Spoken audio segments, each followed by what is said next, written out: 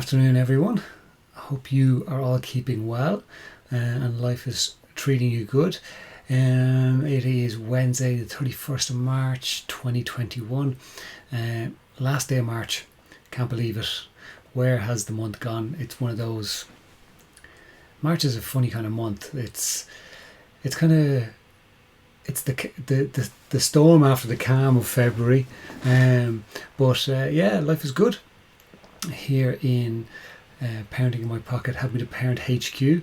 It's been, as always, a busy week. We've had lots of people coming on, lots of new clients starting in the last few weeks as well. Lots of people looking to find ways that they can manage their anxiety and the challenges that they're facing, and no more so than teenagers and parents. And we got a couple of interesting questions today that I'm sure you guys will find might resonate with a few of you, and hopefully you guys will find the information useful. It's the weather's been nice here in Drogheda the last few days. It's been good, and we started recording new episodes for the Motivation Interview podcast, which I can't wait to get to you. So we've got a block of 4 or 5 of them that are going to be recorded in around the same time, so they're going to take a little bit of time to get edited and get them sorted, but I'm hopeful that towards the middle/end of April we'll get the first one in the Motivation Interview podcast. And we've got some amazing guests lined up for you. I can't wait for you to get to hear the stories that are going to come out of these guys, because it's one of those things that the content of people's stories is what really resonates. So it's amazing the amount of people who will say to me, but I've got nothing to say, I haven't got an interesting story. And then you start talking to them, and all of a sudden, like, all this stuff starts coming up, and it's absolutely fascinating. It's really, really interesting. So I can't wait to get the new podcasts out there. Our latest Parenting in My Pocket podcast came out today. So myself and Mary sat down, had a conversation about some theoretical stuff, and hopefully we made it interesting and it resonates with you guys as well. So, like I said, we've got a couple of questions today. There's something else to tell you about. I've been working on book 2 of the Parenting in My Pocket series today as well. So, my poor unfortunate editor has been sitting waiting for me for ages to get back to her. So I apologise if you watch this video. Maria, please do accept my apologies. I will get the newest draft over to you. The plan is still to get it out in around summertime. It's all down to me, the fact that it's not there yet. I was hoping to have it done in the first quarter of the year, but again, I can't blame anybody else. I wish I could. Maybe I'll blame Maria, but then I can't really. There's no reason for me to blame Maria. It's all down to me. So hopefully book 2 will be released in the summer, and got some interesting things coming up that I can't really talk about yet, but they're going to be interesting, so that's going to be fun. And like I said last week, we're keeping all our online courses at the reduced rate for the time being, because people are still struggling. So if you have anything that you want to try and improve in terms of your own mental health, your children's mental health, head on over, access our free Parenting in a Pandemic course, and then we have reduced fees for our general parenting course and our parent self-care course as well. So you can head on over to Help Me to Parent, Teachable/Help Me to Parent, I think it is, and you can take one of those courses. And I'd love your feedback as well. We've had a number of people take up the courses recently, and they're coming back and saying that they're really enjoying it. So hopefully, actually, we'll have a free monthly webinar for those participants Friday week, I think. So I think it's Friday week. Anyway, in the evening. So that'll be out there as well. Okay. I'm sure there was something else I was going to say to you, but I can't remember. Doesn't matter. Let's crack in with our questions. We were delighted to hear the Irish government announce that children's sport will be opening up at the end of April. Our 3 children all played a number of sports before the latest lockdown and really struggled since Christmas with nothing to do, and were really reluctant to get any exercise with the weather and the fact that both myself and my husband have been working from home too, so we couldn't keep on top of things like screen time. Our eldest is 12, and when we told him about things reopening, he flat out said he does not want to go back to GAA or soccer. We couldn't believe it. He was the one who was more into his sports than either of the others. Obviously, we told him that he was going back and he had a full-on tantrum. We don't want to be forcing him to do something he doesn't want to do, but at the same time, he really needs to get back into his sports for his mental and physical health. How can we convince him to get back into his sports? That's definitely going to resonate with tons and tons of parents across the world. Because we've been in lockdown for such an extended period of time, or things have been shut down in terms of children's sports, and certainly here in Ireland, the weather has been like pretty bad for the last 3 months, that it's very hard to motivate a child to get up and get out and go and exercise. And I know for a lot of people, with the very first lockdown last year, a lot of people used that as an opportunity to really get fit, to focus on eating well, trying new meals and stuff like that. And the weather was really good as well. So the conditions were set for people to try new exercises, try new activities, try new foods, and really put a focus on getting fit. And that it was very much the same for children. And this lockdown, the amount of people, like even people I know who are really sporty, like this young lad was, they're kind of, the thoughts are going back. And that's the thing. They've just got into a routine of everything not being sporty, that there being no sport.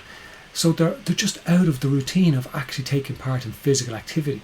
So what's really, really important is that this is where we might need to actually give them a push. And I completely understand what you're saying. Like, we don't want to be forcing our children to do anything, right? But sometimes we have to be the parent. Sometimes we have to be the one to take control of the reins and saying, we're not even getting into a discussion here. It's happening. We're going. You're going. You're going to take part. And if that means them crying all the way to the sports field, I guarantee you, within 5 or 10 minutes, they will have forgotten all about it, because they will be going. They will be taking part. They will be just having fun with their friends. So I think it's one of those things where you don't need to convince him. Okay? You don't need to convince him. You just tell him we're doing it. Right? And don't get into any conversation. Don't get any back and forth. Don't get into, please, because then what's happening is he is then being given the control of the decision of whether he does or not. And as you say, he loved his sport. It's just that he's out of the routine. Okay, it's the exact same with school. The amount of kids I was getting contacted about by parents before going back to school who they're really nervous, they're really anxious, and they've been fine because they had to go back to school. This is no different. They have to go back to sports. That's just the way it is. Don't look at incentives, don't look at bribes, don't look at anything like that. Just don't have the conversation with them. And then maybe a day or two before going, you're starting back on this date. And you never know. Like the end of April, we're just coming up to the end of March, right? There's probably 2 to 3 weeks before he's going back. So it's not even real for him. So I would definitely sit down with him, say, look, we're not going to argue about this. Sports are starting back up and everyone's getting back into it. That's just the way it is. And leave it. If he starts crying, well, then maybe give him a consequence for crying and roaring and having a tantrum. Or just take yourself away. Just don't engage with them. And he is 12. So I will always say we have to remember our children are children. But we also have to recognise the age that they're at. At 12 years of age, he's probably too old to be having a tantrum. So you may need to put a consequence in place for having a tantrum. Or just say to him, you're 12 years of age, come on. There's no need for a tantrum. And that doesn't mean that he'll go, oh, okay, Mum, okay, Dad, I get what you're saying, that's fine, I won't have a tantrum. But all he's trying to do is hook you in so that you feel guilty so that you let him off and he doesn't have to go, and he doesn't have to face up to the fact that, life has to change, we have to adapt, and life carries on. And I think sometimes we forget that like, this is it's a really important time for children to learn that life doesn't always go the way we want it to go. That we can have expectations about how our lives will be. Or for you as an adult, you could be going, well, I'm going to go and start my new job, or I'm going to go and study this course, and it's going to be great. And then it turns out maybe it's not as great as you thought. Well, what do? Do you crawl under your covers and say, well, that's it, I just give up on everything? No, you go, okay, well, this isn't the right job for me, or this isn't the right course for me. It's the same with our kids. They need to learn that life continues on, and it doesn't always go the way we want it to go, and that's okay. We're able to deal with it. So when it comes to the getting closer, if he's getting more and more worked up about it, maybe the coach could have a phone call with them just to say, can't wait to see you.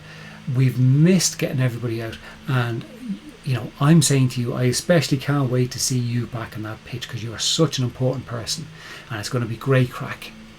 That might be just a little connection that he needs. He might not need it, it might not work, but at least you're trying something different. And then get him in the car, get him to training, and within, I wouldn't even say 5 minutes, I'd say 2 minutes of being out of the car, he's going to be grand. You'll be hanging around going, I hope he's okay, and he'll be off having the crack with his mates, because that's what children do. They adapt to the situation in the here and now and get on with it. And for the majority of them, they don't break down. I can't imagine he will start screaming and roaring, clinging onto the car while all his teammates are around. He'll just go, okay, reluctantly go. And then he'll love it, because he'll be back in it. And then all of a sudden, he's ready to get back on a regular basis, and this won't even be a conversation. You won't even remember it. So, don't get into conversations. If he's really anxious, coming closer to the time, because it's still a few weeks off, then maybe get the coach to give him a call, and then just take him and go see how you get on. But I wouldn't get into any back and forth, because like I said, everyone will forget about it. Okay. Caitlin, hello, good to see you. Sitting uncomfortably on the bus coming home. Oh my goodness. Hi Louise, you're going to listen to the podcast this evening. Thank you. Hello, other Louise. Jennifer, good evening, good to see you. Thanks very much for the kind words about our latest podcast. Fuki, I can't even pronounce your name properly, apologise. You made it, happy days. Louise, 2 or 3 of mine have turned into couch potatoes. Yeah, a lot of people are feeling the same. Play a lot of badminton in summer in the garden, great. Get it out, give it a go.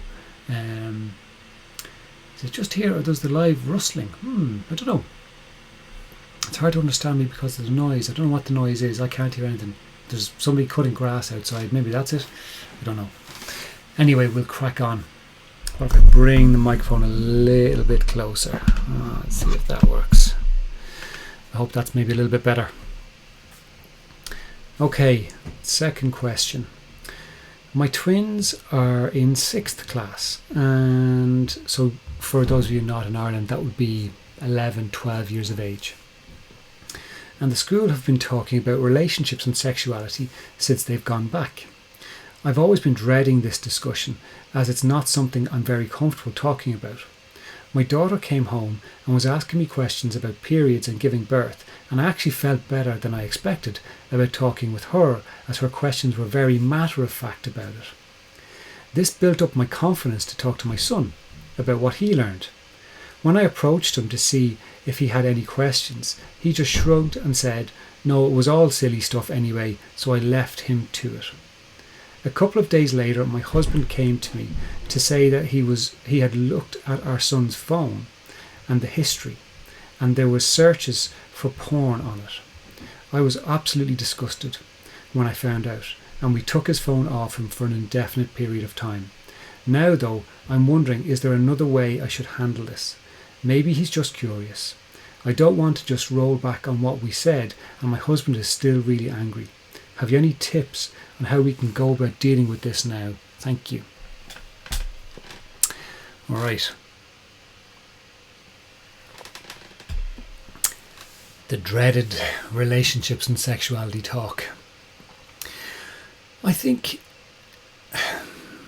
this comes up on a regular enough basis because we as parents, we may not have experienced parents who sat us down and talked us through all the bits and pieces. Maybe we had parents who did sit us down and talk us through, and we hated every minute of it because who wants to talk to their parents about this stuff? So one, it's great to see that the school are being proactive and actually talking about this stuff. But what I'd say to you is, it's encouraging to hear that you have felt a bit more calmer and more confident about having conversations with your kids that you didn't have before. So well done to you. It's not easy, and I think it is important that you take the kind of credit and pat yourself on the back and go, I did a good job, and not let the fact that your son kind of went, no, I don't want to talk about it, turn into something really, really negative, or take away from what you've done already. So well done on how you handle things with your daughter, and that's going to be really important going forward because she's going to feel much more comfortable about coming to you as she gets older to discuss maybe more challenging things or things that need your help. So you're laying that foundation. You're also laying that foundation with your son because you've gone to him and said, look, we can talk about it if you want, but he doesn't want to right now, and that's okay. And I try and separate him not wanting to talk about it and what you've discovered on the phone. So there's a few things I'd say about what you discover on the phone. Okay, firstly, maybe it was an accident. So maybe a friend sent him something and he clicked into a link, and maybe it wasn't an intentional thing, right? That's one option, may not be the actual case. Second thing I'd say is he's curious because he is 11 or 12 years of age. And with that curiosity, we may want to explore and discover things that we're hearing talked about in the schoolyard, or we're hearing talked about among our friends, and we're wondering, what's that actually mean? What is that? And then there'll be the natural curiosity of growing up, coming into puberty, maturing, starting to think about yourself and other people in a different way. And that can be challenging for parents to actually get to grips with and to understand and to try and be comfortable with, because especially if these are your twins are, your younger children, your eldest children, this is your first ever experience of this. So what I'd say to you is take the pressure off yourself. You may need to just manage this in a little calmer way, right? So he may have just discovered this stuff by accident. He may not. And if he hasn't, actually what's coming up is there's a conversation to be had around what he was looking to find out. He may not feel comfortable, but it's something that you need to kind of sit down and discuss, and then talk about what he is seeing and talk about the appropriateness of what he's seeing and how that fits into a normal relationship between two consenting adults, and how it may not be the reality. Because if you don't say to him, this is where he's going to learn. So it's really important that he gets that opportunity to have that discussion and understanding of what a real relationship would be like. And I would start to think about, he needs to build up trust, and he can only build up trust if you let him get his phone back. So maybe after a couple of days you can say to him, this is what's happening, but I would definitely put monitoring software onto your kids' devices. Okay, definitely do that, please. so that you can keep track of what's coming up, and then you can have those other discussions, and then just see how that goes. Okay. But you can definitely, you're not rolling back on it because you said it's an indefinite period of time. So if it's 1 day, 2 days, 10 days, it's up to you, and you're being a really, really cool mum. And sit down, have those conversations, whether he wants to or not. You're having this conversation about what a real relationship is like, because essentially what he's saying to you is, I'm curious, I need to find out, I want to find out. So do it and have those conversations at age appropriate levels, obviously, and from there just build it forward. And again, you're creating that opportunity for communication, and see how you get on. All right, guys, I'm going to end it there because my battery is about to die on the computer. I hope you have a wonderful week, and I will chat to you very soon. Take care.